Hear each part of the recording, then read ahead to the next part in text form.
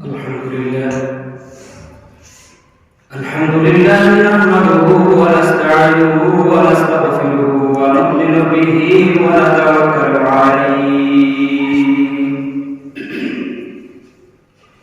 ونعوذ بالله من شرور أنفسنا ومن سيئات أعمالنا من يهده الله فلا مضل له ومن يضلل فلا هادي له ونشهد أن لا إله إلا الله وحده لا شريك له ونشهد أن سيدنا ومولانا محمدا عبده ورسوله وخاتم النبيين أما بعد فأعوذ بالله من الشيطان الرجيم بسم الله الرحمن الرحيم يا عبادي الذين آمنوا إن أرضي واسعة فإياي فاعبدون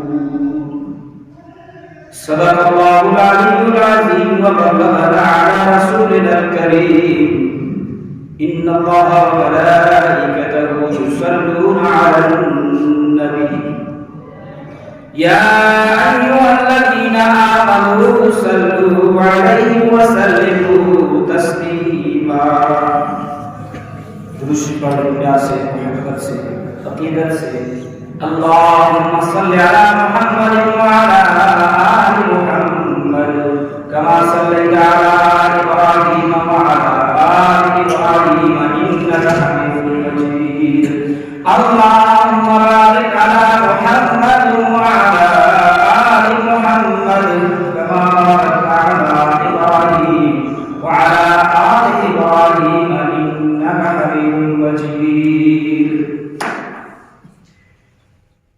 میرے واجب احترام بزرگوں اور دوستوں، گزشتہ رجب المرجب کا مہینہ تھا، اس کے اندر اللہ جل جلالہ و منوالہ نے بہت سارے اس امت پر انعامات فرمائے ہیں۔ معراج شریف رجب المرجب کے اندر ہوئی، نماز کا تحفہ اس امت کو رجب المرجب میں ملا، تو صحابہ کرام رضوان اللہ علیہم اجمعین نے جو حبشہ کی ہجرت کی وہ بھی حبشہ میں، تو مختصر آپ حضرات کے سامنے حبشہ کی ہجرت کا نمونہ آپ حضرات کے سامنے رکھوں گا۔ صحابہ کی زندگی، صحابہ کے حالات یہ بتاتے ہیں کہ صحابہ کرام رضوان اللہ علیہم اجمعین نے آپ صلی اللہ علیہ وسلم پر سب کچھ قربان کر دیا۔ اس آیت کا مختصر ترجمہ یہ ہے کہ اے میرے وہ بندو جو ایمان والے ہو، میری زمین بڑی وسیع ہے، جہاں چاہو چلے جاؤ اور اللہ کی عبادت کرو۔ تو حضور اکرم صلی اللہ علیہ وسلم کی 40 سالہ زندگی مکہ میں گزری تھی۔ صادق اور امین کا لقب پایا، بڑے بڑے مشرک، بڑے بڑے یہودی آپ صلی اللہ علیہ وسلم کے پاس امانتیں رکھتے تھے، آپ صلی اللہ علیہ وسلم سے فیصلے کروایا کرتے تھے، لیکن جب آپ صلی اللہ علیہ وسلم نے توحید کی دعوت دی، اپنے بھی پرائے بڑی عزت احترام سے آپ صلی اللہ علیہ وسلم مکہ مکرمہ میں رہ رہے تھے، لیکن جب لا الہ الا اللہ کی دعوت دی، مکہ مکرمہ کے اندر ایک ہنگامہ برپا ہو گیا آپ صلی اللہ علیہ وسلم کے مخالف۔ آپ کا چچا مخالفت میں، تکلیف دینے میں پیش رہتا تھا، تو جو مسلمان ہوتا تھا اس کے ساتھ بڑا ظلم کیا جاتا تھا۔ جو آپ صلی اللہ علیہ وسلم پر ایمان لاتا تھا، آرام سکون سے پھر چین سے اس کو نہیں رہنے دیتے تھے مکہ والے. حضرت بلال حبشی رضی اللہ تعالیٰ عنہ کا واقعہ معروف مشہور ہے کہ کیسے ان کو ستایا جاتا تھا. ابو بکر صدیق رضی اللہ تعالیٰ عنہ کو کیسے پٹائی کی گئی، بے ہوش ہو گئے. حضرت سمیہ رضی اللہ تعالیٰ عنہ کی ٹانگیں 2 اونٹوں سے باندھ کر مخالف سے دوڑا دیا گیا جس سے وہ 2 ٹکڑے ہو گئے. تو آپ صلی اللہ علیہ وسلم صحابہ کرام رضوان اللہ علیہ مجمعین کی یہ تکالیف دیکھ کر اندر ہی اندر خون کے آنسو روتے تھے کہ میرے ان صحابہ کو کس طرح نجات مل جائے ان ظالموں سے. تو آپ صلی اللہ علیہ وسلم نے صحابہ کرام رضوان اللہ علیہ مجمعین کو حکم دیا کہ آپ حبشہ ہجرت کر جائیں. وہاں نجاشی بادشاہ عیسائی ہے لیکن ہے بڑا منصف، کسی پر ظلم نہیں کرتا. اب دیکھو نا، گھر بار چھوڑنا بڑا مشکل ہے، قریش قبیلہ چھوڑنا بڑا مشکل ہے، گھر بار چھوڑنا بڑا مشکل ہوتا ہے، لیکن دین کے لیے سب کچھ کرنا آسان ہوتا ہے جب دین کی سمجھ ہو. ان سب کاموں کو پس پش ڈال دیا جاتا ہے. صحابہ کرام رضوان اللہ علیہ اجمعین نے آپ صلی اللہ علیہ وسلم کے حکم سے سب کچھ چھوڑا، حبشہ کی ہجرت کے لیے نکل گئے. آپ صلی اللہ علیہ وسلم کی دعائیں سورہ مریم کا تحفہ لیے روانہ ہو جاتے ہیں. حبشہ پہنچ کر وہاں صحابہ کرام رضوان اللہ علیہ اجمعین بڑے آرام سے اپنی زندگی گزارنے لگے. روحانی زندگی بھی بڑی آسان. وہاں مشرکین مکہ نے جب دیکھا کہ یہ تو وہاں جا کر آرام سکون سے رہنے لگے ہیں، ایسے نہ ہو کہیں وہاں جا کر یہ کام شروع کر دیں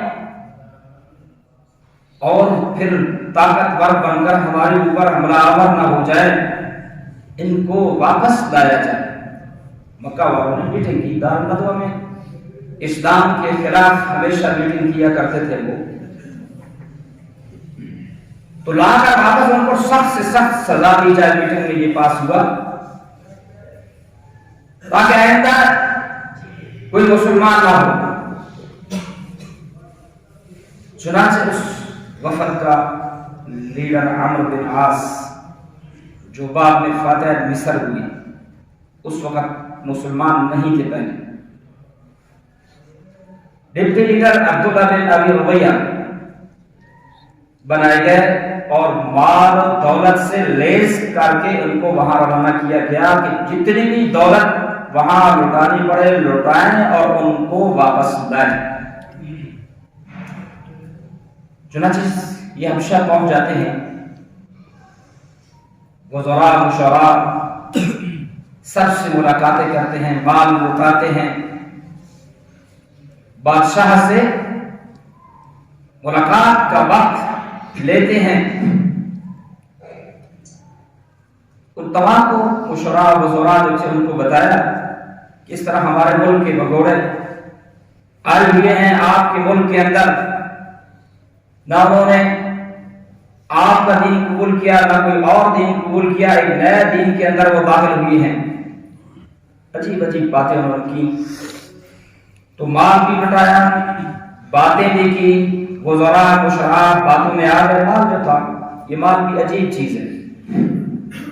اللہ ہم سب کی حفاظت فرمائے.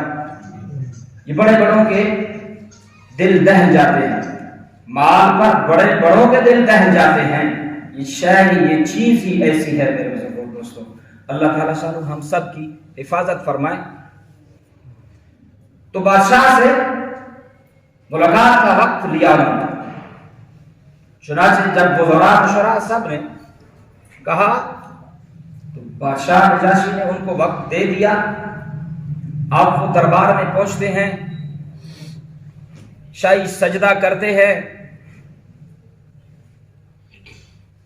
تعظیماً جھک جاتے ہیں، بادشاہ کے سامنے ساری وہ عرض و معروض رکھتے ہیں جس مقصد کے لیے وہ آئے تھے۔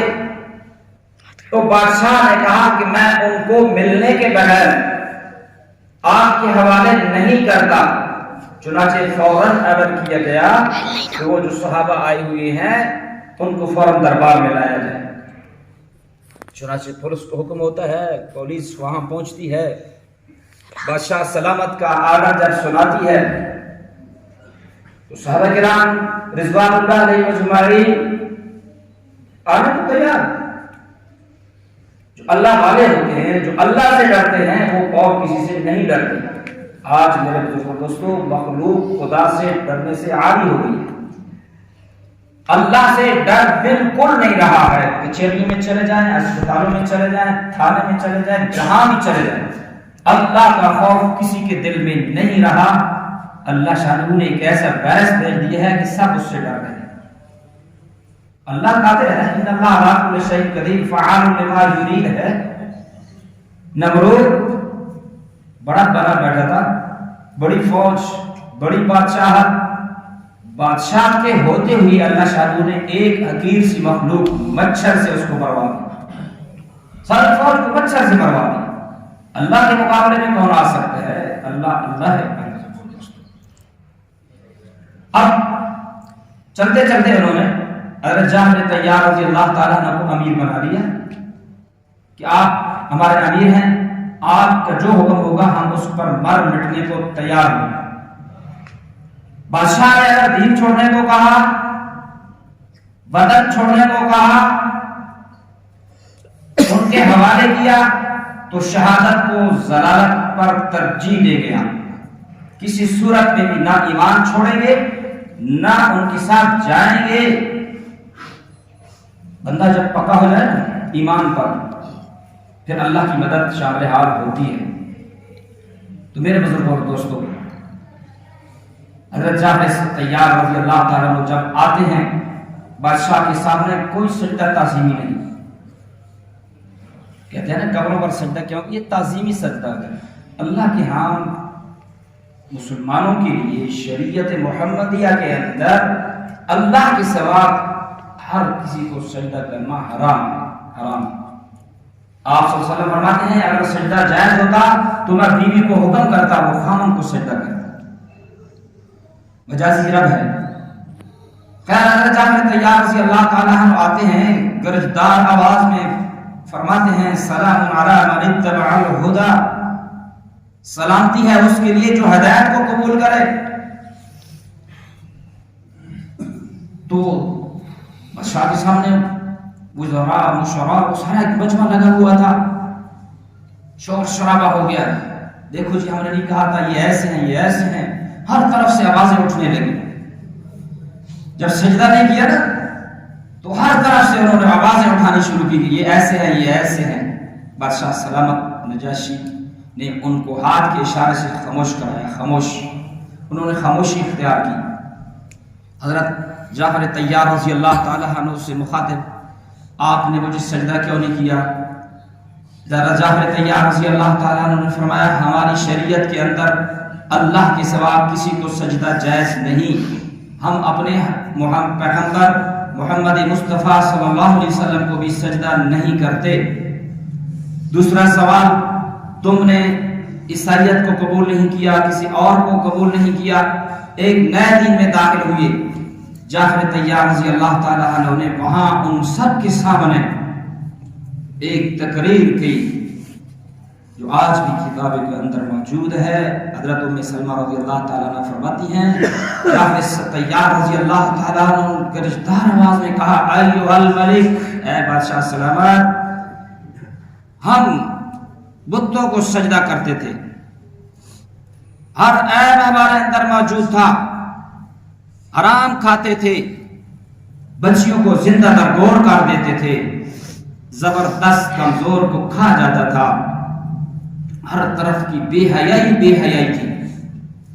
ہمارے آقا علیہ الصلوۃ والسلام نے آخر ہمیں اس بات کی دعوت دی، صلہ رحمی کی، حرام سے بچنے کی، عورت کو عزت دی۔ آج آپ لوگوں نے یہ دیکھا ہوگا روڈوں کے اندر بے حیائی کا ایک ایسا سلام آ رہا ہے، اللہ شان ہم سب کی حفاظت فرمائے۔ جب اللہ کے حکم ٹوٹتے ہیں، نبی صلی اللہ علیہ وسلم کی سنتوں کے جنازے نکلتے ہیں میرے بزرگ اور دوستوں، پھر ایسا ہی بے حیائی کا سلام آتا ہے۔ عورتیں کیسا اوریانہ لباس پہن کر روڈوں کے اوپر کیا کیا مظاہرے کر رہی ہیں۔ کیا اسلامی حکمران، اسلامی ملک کے حکمران کا یہ حق نہیں بنتا کہ ان کو دست بازو کی طاقت سے روکے؟ آپ صلی اللہ علیہ وسلم کا فرمان اس کے سامنے نہیں ہے کہ بے حیائی کو کرتے ہوئے تم جب دیکھو تو تمہاری طاقت ہے تو بازو سے روکو، بازو سے طاقت روکنے کی نہیں ہے تو زبان سے روکو، زبان سے بھی نہیں روک سکتے تو دل میں برا سمجھو۔ یہ دل میں برا سمجھنا کذالک اضعف الایمان، سب سے کمزور ترین درجہ ہے اسلام۔ تو بہرحال جعفر طیار رضی اللہ تعالیٰ عنہ اسے بادشاہ نجاشی کہتا ہے جو آپ کے پاس وہ کلام ہے وہ مجھے سنا دو۔ چنانچہ جعفر طیار رضی اللہ تعالیٰ عنہ سورہ مریم کی ابتدائی آیات تلاوت کی۔ بادشاہ نجاشی بھی رونے لگا، جتنے پادری وہاں بیٹھے تھے وہ بھی رونے لگے، جو وفد گیا ہوا تھا وہ پریشان ہو گیا کہ یہ کیا ہو گیا۔ جب مجلس برخاست کی بادشاہ سلامت نے تو فرمایا کہ میں ان کو کسی صورت میں بھی آپ کے حوالے نہیں کرتا، یہ میرے ملک کے باشندے ہو گئے۔ بڑے پریشان ہو گئے، مجلس برخاست ہو گئی۔ عبداللہ بن ربیعہ کے بارے میں ہے کہ انہوں نے عمرو بن عاص کو سمجھایا، ہم نے بڑی کوشش کی، اب بات نہیں بنی، رہنے دو، ہمارے ہی یہ رشتہ دار ہیں۔ لیکن عمرو بن عاص نے کہا نہیں، میں ان کو لے کر جاؤں گا۔ پھر دوبارہ افسر شاہی نوکر شاہی کو ملاقاتیں کی، پھر ملاقات کا وقت ملا، پھر بادشاہ نے کہا دونوں کو اکٹھا لایا جائے، ایک نے وقت ضائع کیے بغیر دونوں کو اکٹھا لایا جائے، پھر دونوں کو لایا گیا۔ اب جعفر طیار رضی اللہ تعالیٰ عنہ نے یہاں ابتدا کی، پہل کی کہ بادشاہ سلامت، میرے ان سے 3 سوال ہیں، کیا ہم ان کے غلام ہیں، بھاگے ہوئے ہیں؟ اگر غلام ہیں تو ہم جانے کے لیے تیار ہیں۔ جعفر طیار سے سوال کیا، بادشاہ نے کہا نہیں، غلام نہیں ہیں۔ پھر سوال کیا، کیا ہم نے ان کا کوئی قتل کیا ہوا ہے کہ ہم بھاگ کے آئے ہیں، یا ہم نے ان کا قرضہ دینا ہے؟ یہ 3 سوال کیے، تینوں کا جواب انہوں نے نفی میں جب دیا تو بادشاہ سلامت نجاشی نے کہا کہ میں ان لوگوں کو کسی صورت میں بھی آپ کے حوالے نہیں کرتا۔ اپنے وزراء مشراء کو فرما دیا کہ ہر طرف کی ان کی حفاظت کی جائے، ان کی رہائش کا، ان کے کھانے کا بندوبست کیا جائے، یہ میرے ملک کے باشندے ہیں۔ اور مبارکباد دی ان صحابہ کو، جعفر طیار رضی اللہ تعالیٰ عنہ کو، کہ میں مسلمان ہوتا ہوں، اگر مجھے یہ امور سلطنت درپیش نہ ہوتی تو میں بھی محمد مصطفیٰ صلی اللہ علیہ وسلم کے قدموں میں جاتا اور وہاں جا کر ان کی خدمت کرتا۔ تو میرے بزرگ اور دوستوں، یہ مختصر خاکہ میں نے آپ حضرات کے سامنے رکھا ہے صحابہ کی حبشہ کی ہجرت کا۔ یہ دین ہمارے تک ایسے نہیں پہنچا، بڑی قربانیوں سے پہنچا ہے۔ صحابہ کرام رضوان اللہ علیہ مجمعین نے اپنے گھر بار کو چھوڑا، بیوی بچوں کو چھوڑا، باغات کھیتی کو چھوڑا، سب کچھ چھوڑا، اللہ کے دین کے لیے چھوڑا۔ میرے بزرگ دوستوں، تو اللہ کی طرف سے پھر انہیں جو سرٹیفکیٹ ملا، رضی اللہ عنہ ورضوا عنہ، آج بھی اللہ کا وعدہ ہے، اللہ کے حکم، آقا علیہ الصلوۃ والسلام کی سنتوں کو حفظ جان بنانا یہ ہر مسلمان پر فرض ہے۔ اب اذان ہو رہی ہوتی ہے، مسلمان کو پرواہ نہیں ہوتی، اذان ہو رہی ہوتی ہے، مسلمان کو پرواہ نہیں ہوتی کہ یہ مؤذن، یہ منادی کیا پکار رہا ہے، کس کو پکار رہا ہے۔ غیر مسلم مسلمان بیٹھے ہیں، فرق معلوم نہیں ہوتا۔ مسلمان اللہ کی منادی کی جب آواز سنتا ہے، میرے بزرگوں دوستو، اللہ کا حکم ادا کرنے کے لیے چل پڑتا ہے، غیر مسلم نہیں آتا۔ آج آپ خود اندازہ لگا لیں کتنی فیصد نمازی ہیں۔ اللہ شان سے دعا ہے کہ ہمیں بھی آپ صلی اللہ علیہ وسلم کی تعلیمات پر عمل کرنے کی توفیق عطا فرما دے۔ وما علینا الا البلاغ۔